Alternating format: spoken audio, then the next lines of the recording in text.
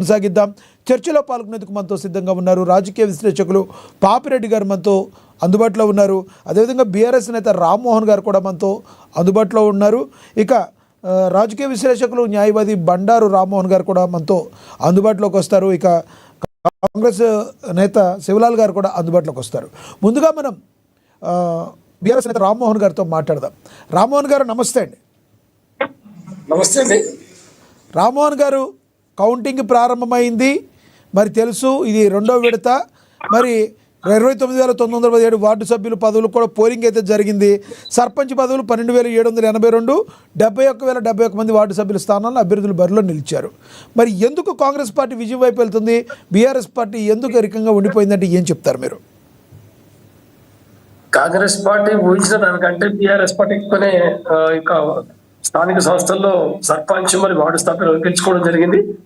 అధికార యంత్రాంగాన్ని వినియోగపరుస్తూ మా అభ్యర్థులను భయభ్రాంతులకు గురి చేస్తూ గృహ నిర్బంధం చేస్తూ ఎన్ని ఇబ్బందులు పెట్టినా ప్రజలు అద్భుతమైన మద్దతు పలికి టీఆర్ఎస్ అభ్యర్థులు ఎవరైతే కాంగ్రెస్ పార్టీ భావించిందో టీఆర్ఎస్ పార్టీ మొత్తం తుడిచిపెట్టుకుపోయింది. గ్రామీణ స్థాయిలో మా పరిపాలన బాగుందని కాంగ్రెస్ పార్టీ భావించిందో వారికి ఒక రిజల్ట్ చెంపపెట్టు లాంటిది. సుమారుగా మొదటి విడతలో 50% వాళ్ళు 100 సీట్లు గెలిస్తే మేము 60 సీట్లు గెలవడం జరిగింది. 60% సీట్లు మేము గెలవడం జరిగింది. ఇప్పుడు కూడా వారు చెప్పిన నెంబర్ తప్పు అని మేము అంటా ఉన్నాం. ఎందుకంటే పత్రికల్లో మేము అన్ని ప్రకటించడం వాస్తవం, క్షేత్రస్థాయిలో మేము ప్రకటన చేస్తా ఉన్నాం. పూర్తి వివరాలు గ్రామీణ స్థాయి తీసుకొని మళ్ళీ మా గారు ఆ నెంబర్ ప్రకటించడం జరుగుతుంది, ఎన్ని సీట్లలో గెలిచింది అనేది. అద్భుతంగా టిఆర్ఎస్ పార్టీ శ్రేణులు ప్రజలు కూడా మాకు మద్దతు పలకడం జరిగింది. టిఆర్ఎస్ పార్టీ అభ్యర్థులు పెద్ద ఎత్తున గెలవడం జరిగింది. కాంగ్రెస్ పార్టీ అనుకున్నట్టుగా వాళ్ళ విజయంలో దూసుకుపోవడం లేదు. ఇది పూర్తిగా అవాస్తవం. ఇది మన క్షేత్రస్థాయిలో ఇప్పుడు గమనించినట్టయితే అది వాస్తవం ఎంత అనేది అంత బయటపడిపోతుంది. కాబట్టి కాంగ్రెస్ పార్టీ పెద్దగా ఇందులో సాధించే విజయమే లేదు. 80% పైగా స్థానాలు కాంగ్రెస్ పార్టీకి ఇచ్చినట్టయితే కాంగ్రెస్ పార్టీ యొక్క పరిపాలన బాగుందని మనం భావించవచ్చు.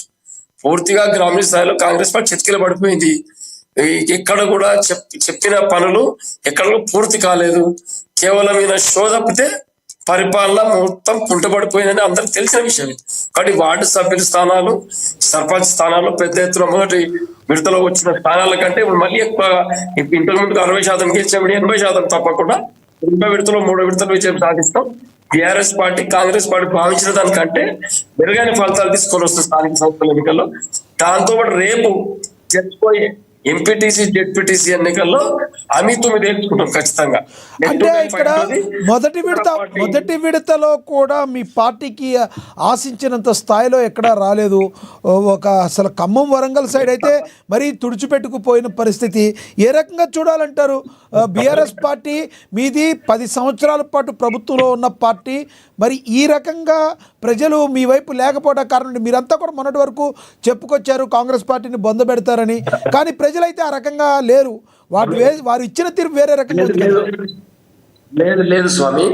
ఖమ్మం నల్గొండలో కొంచెం పాక్షికంగా కాంగ్రెస్ పార్టీ కొంచెం అనుకూలంగా ఉన్నప్పటికీ రాష్ట్రంలో మిగతా అన్ని జిల్లాల్లో టీఆర్ఎస్ పార్టీ అద్భుత విజయాలు సాధించింది.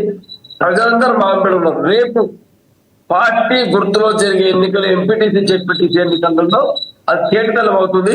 ఇందులో కొంచెం కన్ఫ్యూజ్, పార్టీ సింబల్ ఉంటుంది కాబట్టి కొంచెం కన్ఫ్యూజ్ ఉన్నప్పటికీ ప్రజలు టీఆర్ఎస్ బలపరిచిన అభ్యర్థులు వెంబడే ఉన్నారు. మంచి విజయాలు సాధించడం కాంగ్రెస్ పార్టీ చెప్పాలి తెలుసుకొని మేమేదో గెలిచినప్పుడు పని మాత్రం కాదని వాళ్ళు అనుకున్న విధంగా రిజల్ట్ రాలేదు. వాళ్ళకు అర్థమైంది పరిస్థితి. రేవంత్ రెడ్డి గారు మిగతా మంత్రులు గారు ఎమ్మెల్యేలందరూ కూడా చాలా పరిశాలు ఉన్నారు. ఎందుకు ఈ రిజల్ట్ ఇంత వ్యతిరేకత ఎందుకు వచ్చింది అనుభవిస్తా ఉన్నారు వాళ్ళు తప్పకుండా. కాబట్టి అది ఏమంటారు, మేకపోతే గాంభీర్యం ప్రదర్శిస్తా ఉన్నారు మేమేదో గెలిచినామని. ముఖ్యం ఎమ్మెల్యేలు, మెజారిటీ ఎమ్మెల్యేల యొక్క నియోజకవర్గ కేంద్రాలలో వారి యొక్క స్వగ్రామాలలో కాంగ్రెస్ పార్టీ అభ్యర్థులు ఓడిపోవడం జరిగింది. రేపు గణాంకాలు తీస్తే బయటపడిపోతున్న విషయం. కాబట్టి కాంగ్రెస్ పార్టీ భావించినట్టుగా పెద్ద మెజారిటీ కాదు, పెద్ద సీట్లు కూడా వాళ్ళకి రాలేదు.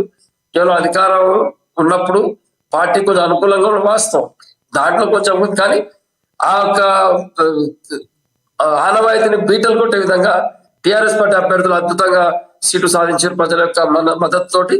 రేపు కూడా పార్టీ గుర్తుపైన జరిగే ఎన్నికల్లో ఈ విషయం పూర్తిగా తేటతెల్లం అయిపోతుంది. మీరు ఎంత బీరాలు పలికినా ఈ సర్పంచ్ ఎన్నికల్లో బీరాలు పలికాల్సిందే.